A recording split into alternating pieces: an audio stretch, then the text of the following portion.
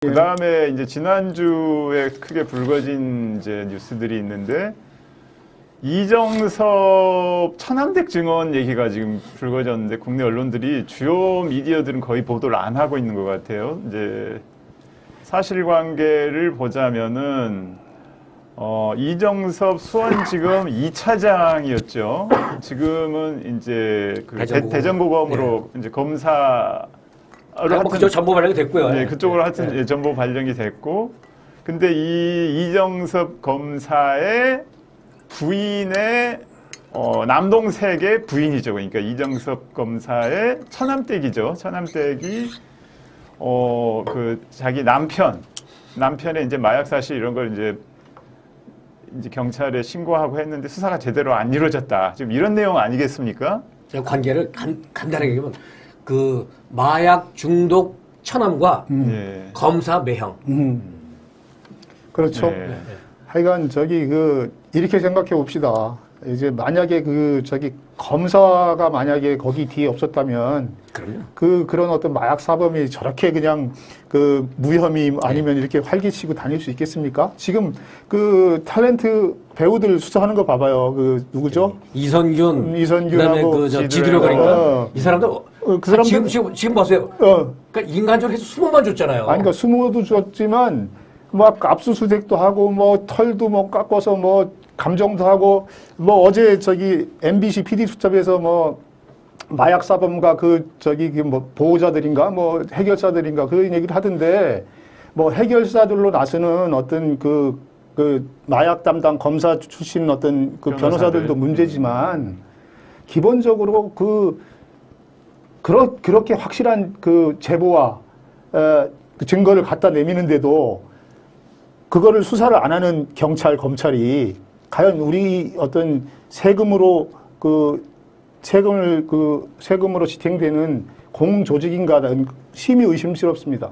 아주 심히 의심스러워요. 저는 그 처남댁. 그러니까 지금 사실관계는 이 처남댁이 자신의 남편의 마약 혐의에 대해서 경찰에 신고했는데, 경찰에서 제대로 거의 안 했다는 거. 검사도 안 하고, 지금 뭐 카트리지 같은 걸 가지고 갔는데도 이거는 증거로 배제하거나, 오염이 남편이 수사검사가 남편이 마약에 중독돼서 어떻게든 남편 좀 갱생, 마약을 끊고 갱생시키려고 그렇게 노력을 했고 하다못해 경찰 신고까지도 했는데 수사를 안 하더라. 수사관이 또 1년 사이에 6번이 바뀌었다고 합니다. 경찰 수사를 안 하더라. 안 하니까 내 남편도 결국 마약도 못 끊고 결국 이혼을 하게 됐고, 가만히 찾아보니까 뒤에서 뭐가 있는데, 근데 매형인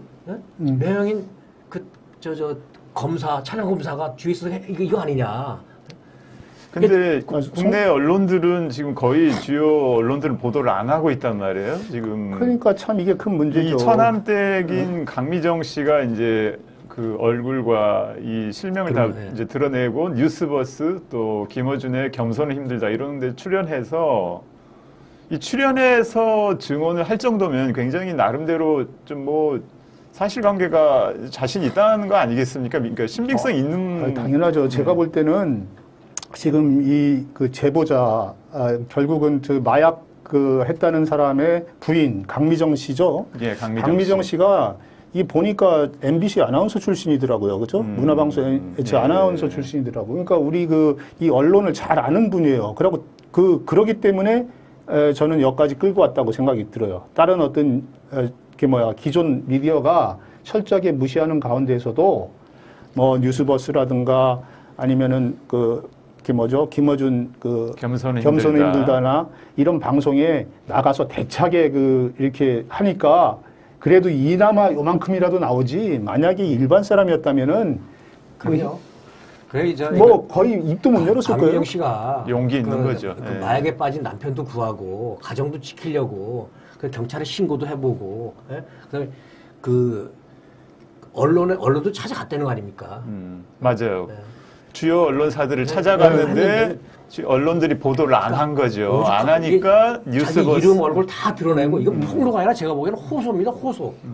유일하게 저기 이제 어제 저기 MBC가 PD 수첩에서 다뤘는데 그렇죠. 그것도 예. 이제 뒤에 무슨 해결사들 이렇게 붙여갖고 조금 전체적인 초점은 좀 흐렸습니다만은 그나마 이제 그 공중파에서는 처음 다룬 거고요.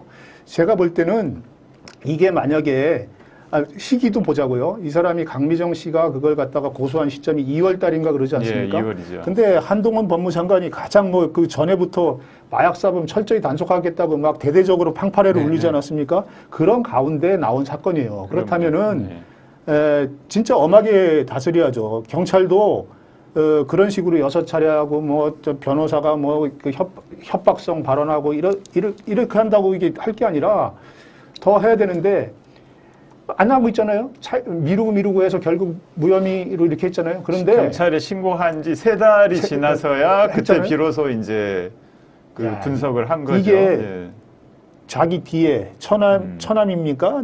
누굽니까? 저기 뭐라 그럽니까? 그 뒷배에 검사가 없었다면 도저히 매형이죠, 매형. 검사가 없었다면 도저히 이해할 수 없는 검사가 있었기 때문에 이런 이상한 상황으로 돌아가는 상황이잖아요. 이 정도면은 그걸 의심하지 않을 수가 없는 거죠. 그 드라마 그 더 글로리 있잖아요. 네. 그 보신 분들 많을 테니까 아마 거기에 좀 비유를 하자면 그 더 글로리라는 드라마에 3부류가 나오거든요. 근데 한 사람 뭐냐면 엄마가 그 점집 무당을 찾아다녀요. 그러니까 권력자 집안이야 이거는. 예? 그렇죠. 또 한 사람은 그 골프장 주인이거든요. 재벌가 아들입니다. 3번째가 대형교회 목사 딸이에요. 얘가 저 마약 중독이죠. 근데 여기 또 한 사람 누가 등장하냐면 경찰 치안감이 등장합니다. 그렇죠. 이 사람이 뭐냐면 해결사죠.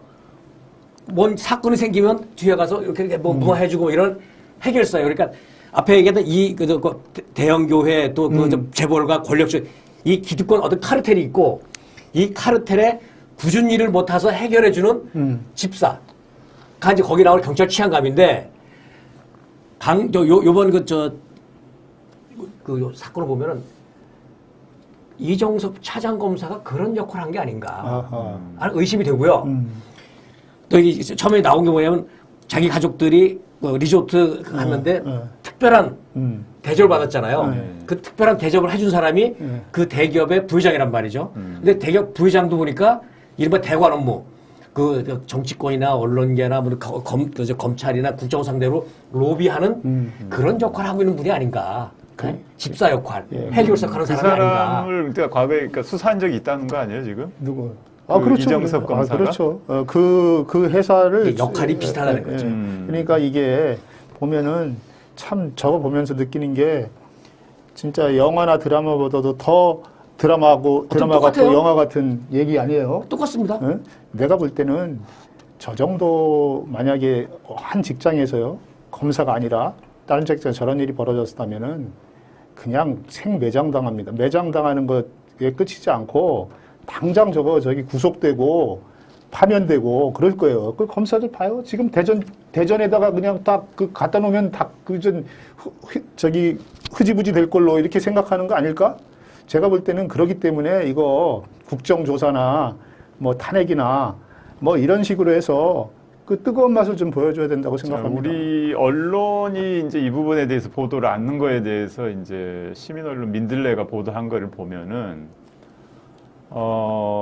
이 처남댁 간에 이혼 소송이 있고 양권 문제 등이 있어서 좀 보도하는데, 그러니까 개인적인 어떤 그 소송 문제가 있어서 이게 보도를 하지 않았다는 얘기도 있고, 또 이정섭 검사가 탄핵 대상이기 때문에 정쟁성 보도가 될 수 있어서 보도하지 않은 면도 있다. 뭐 이런 식으로 지금 얘기를 하고 있어요. 전형적인 저기 메시지가 문제가 될 때는 메신저를 공격하라는 어떤 그러한 어떤 거죠. 그게 뭐냐면은 그 기자들이 그런 걸 잘 가려서 그 뭐가 사실인지 밝혀나가는 게 진정한 기자죠. 그리고 그 진정한 저널리즘이죠. 예를 들어서 취재를 해야죠, 취재를. 그렇지. 불화가 있으니까 거기서 문제가 나오는 거죠. 불화가 없으면 왜 문제가 튀어나오겠습니까? 당연히 어떤 문제를 제기하는 거는 그 사람하고 어떤 불화가 생겼기 때문에 나오는 거예요. 그러니까 불화가 있기 때문에 한쪽 말만 들을 수 없다. 이렇게 얘기하는 것들은 너무 그 뭐라고 할까요? 쉬운 도피처를 찾는 거고요. 제가 볼 때는 결국에는 뭡니까? 보도를 않는 이유, 이유. 보도를 하고 싶지 않은 보도를 하면 안 되는 어떤 이유를 무슨 이혼 소송에 찾는 거고요. 또 하나는 탄핵이라는 게 어느 집단이고 다 어떤 자정 기능이 없으면 부패합니다. 다 자정 기능이 있습니다. 그럼 우리 검찰은 뭐냐면 자정 기능이 없는 거예요. 대표적인 게 어떤 피의자 룸사롱 가서 무슨 대절 받았는데도 99만 원 불기소. 그렇죠. 또 뭐냐면 옛날 장전 사건에서 나오는 김학의 차관, 네? 별장 성접대 이런 거. 거기서 무슨 일이 일어나더라도 아무도 처벌 안 받습니다. 그러니까 자정 기능이 없는 거죠. 자정 기능이 없으니까 부패하잖아요. 국민이 불신하고. 그러니까 탄핵이라는 거는 이유가 안 되죠. 이유가 안 돼요. 탄핵이라는 어떤 검사 집단의 어떤 자정 기능을 대신해 주는 거예요. 그러고 이제 이거잖아요. 왜 그러니까 왜 보도가 안 되냐 이런 사건들이 결국은 그 배경에는 저는 검찰과 언론의 유착이 있다고 봐요. 그렇죠. 당연히 있다고 보죠. 왜 그러냐면은 이것을 계속 검찰에서 자기한테 유리한 정보 뭐 여러 가지 이거 이런 문제가 있고 저런 문제가 있고 해서 계속 이 방어막을 치고 있을 거예요. 그럼 그걸 뚫고 들어가서 할 수 있는 용기를 못 갖는 거죠. 왜 그러냐면은 자기가 그거를 잘못 건드렸다가 자기가 혹시 불이익을 당하지 않을까. 취재에서 어떤 뭔가 냉대를 당하지 않을까. 이런 걸 건데 그렇기 때문에 저는 예전부터 검찰 기자들이 검찰과의 거리를 긴장감 있게 가져야 된다. 그러니까 결국 그 구체적인 방법이 검찰 기자실 중심의 취재에서 탈피해야 된다. 그리고 검찰 기자단 중심에서 탈피해야 된다. 그래서 검찰 기자실에서도 벗어나서 지금 이정석 검사도 결국에는 이제 재벌들 뭐 저승사자 이런 식으로 알려져 있는 거 아니겠습니까? 그렇죠. 그래서 기업들 압수수색이나 총수 소환 이런 이제 기사들이 이정석 검사 말로 나온 기사가 많았다고 합니다. 그래서 일종의 갑을 관계가 형성이 된 거죠. 그래서 이제 반검 기사로 낙인이 찍힐 경우에 이제 검찰 내부에 이제 정보를 취득하는 게 이제 힘들어진다. 그래서 이정석 그 검사가 혐의를 받는 것 중에 하나가 이제 자기 처가가 골프장을 하잖아요. 네. 그래서 검사들에게 골프 부킹을 해줬다는 거 아닙니까? 그렇죠. 그 안에서 뭔가 직접 부킹을 해준 거죠. 그러니까. 그 자기 처가니까 해주고 그게 어떻게 관리한 거 아니겠습니까? 그게. 이제 아까 지금 우리 특히 이제 우리 검찰이 그런 것 같은데 검찰 출입 기자들 그런 것 같은데 출입처와는 어떤 불가금 어느 긴장 관계를 유지해야 되는데 받아쓰임을 하다 보니까 긴장 관계가 아니라 감시 관계가 아니라 저도 하나 주세요. 저도 기사 쓸 거 하나 주세요. 이러고 있는 것 같아요. 그런데 이제 저는 여기서도 의문 들어가는 게 있더라고요. 처남이 마약 상황에서 골프장 회장도 전 회장도 했었다는 거 아니에요? 네. 그리고 한 재벌 기업의 이사야 부사장인가 이런 사람이 접대를 한 거 아니에요? 자기네 회사 관련 시설에서. 그럼 왜 재벌들의 이름 이정석 검사를 그러니까 네. 초대한 재벌 회사 이름이라든가 재벌 이익을 위해서 했을 건데. 네. 공개해야죠. 골프장 이름이라든가 네. 이런 거 공개를 왜 안 하죠? 나는 그런 것도 참 이상해요. 이게 과연 저널리즘에서 기피할 어떤 그런 건가? 오히려 그런 정도의 어떤 거에 관련돼 있으면은 조금 더 그런 것들도 공개해야 되는 거 아닌가 이런 생각이 들더라고요. 검찰도 검찰 내부적으로 감찰 사항 아닌가요? 이런 거. 그렇죠. 기자들은 다 알아요. 어디 회사고 어떤 골프장인지 다 알거든요. 그러면서 보도를 안 하더라고요. 제가 볼 때는 이런 부분도 금기를 깨야 된다고 봅니다. 왜냐면 나쁜 짓을 한 거 아니에요. 그리고 그 알림으로써 그 사람들이 얼마나 나쁜 짓 하는 사람들이 누구인가를 보여줘야죠. 저는 그런 생각을 아주 강하게 했었습니다. 제가 좀 전에 더그를 얘기했는데 지금 이정섭 차장검사 요 사건에도 보면은 이게 진짜 카르텔이라고 봅니다. 이게 여기에 기득권에 힘 있는 사람들의 카르텔. 검은 카르텔 아니에요? 검제, 원. 기업, 자본, 돈도 있고 다 그 카르텔이 있고 그거를 검사라든지 이런 힘 있는 집단들이 막아주는 거 아닙니까 이게? 아니 가족들과 카톡을 했잖아요. 자기 저기 신웅과 카톡을 하면서 그 범죄조 같은 거 어떻게 함부로 예를 들어서 마약을 했다는 것들이 거기서 다 그 서로 왔다 갔다 하고 이런 얘기들이 있는데 그런 것들을 진짜 저기 그 없어도 그 수사를 해야 될 판인데 그런 것을 당연히 그 보면서도 이게 저기 수사가 안 된다고 피하는 거는 야 이거 그러니까 참 마약은 돈 없는 사람도 마약 할 수가 없잖아요. 그렇죠. 부유층 파고드는 거잖아요. 올해 1월에도 마약 사건이 있었어요. 여기 부유층 마약 사건 그래서 여기 뭐 남양유업, JB금융지주, 고려제강, 전 경찰청장 아들, 효성그룹 대참 연합뉴스에 나오기 제가 갖고 온 거거든요. 그러니까 실사판이죠. 근데 왜 이걸 수사를 안 하냐고요.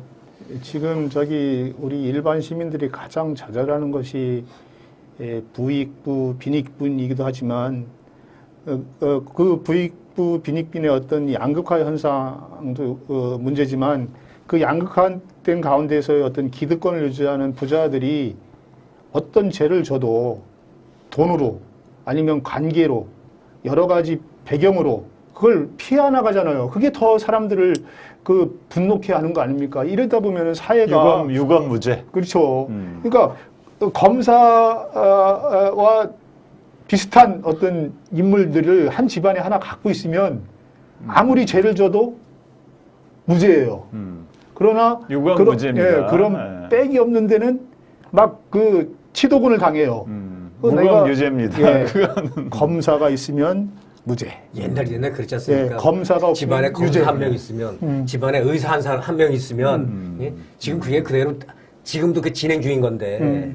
그래서 제가 볼 때는 이제는 유전무죄, 무전유죄 시대에서 유검무죄, 무검유죄의 시대로 간 것을 보여주는 대표적인 어떤 사건이 아닌가.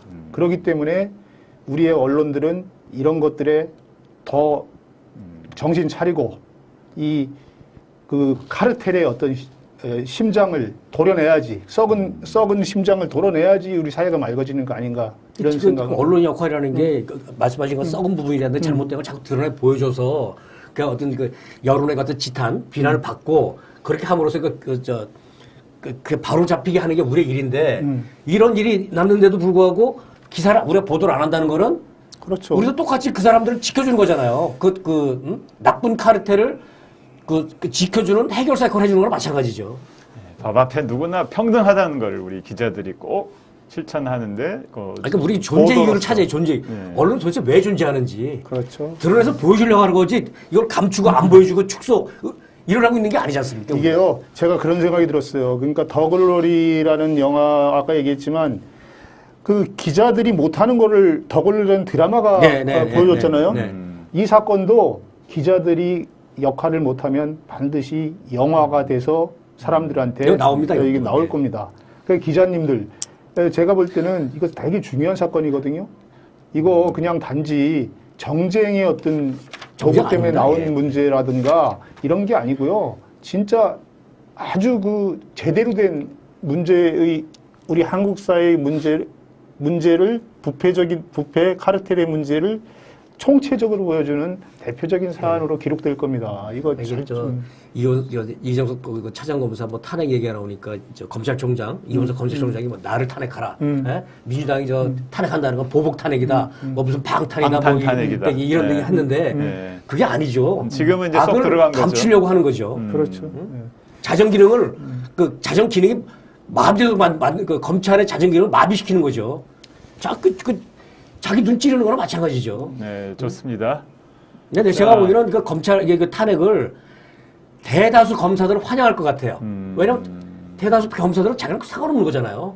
그렇죠. 깨끗한 사람들은 아무 상관없죠. 제가 검찰 안에서 흔히 말하는 그 특권 측에 속하는 것도 아니고 정치 검사도 아니고 이런 사람들한테는 차라리 이런 탄핵이라는 어떤 외부적인 강적인 자정을 통해서라도 검찰이 깨끗해지고 신뢰받으면은 검사의 명예를 되찾는 건데. 맞습니다.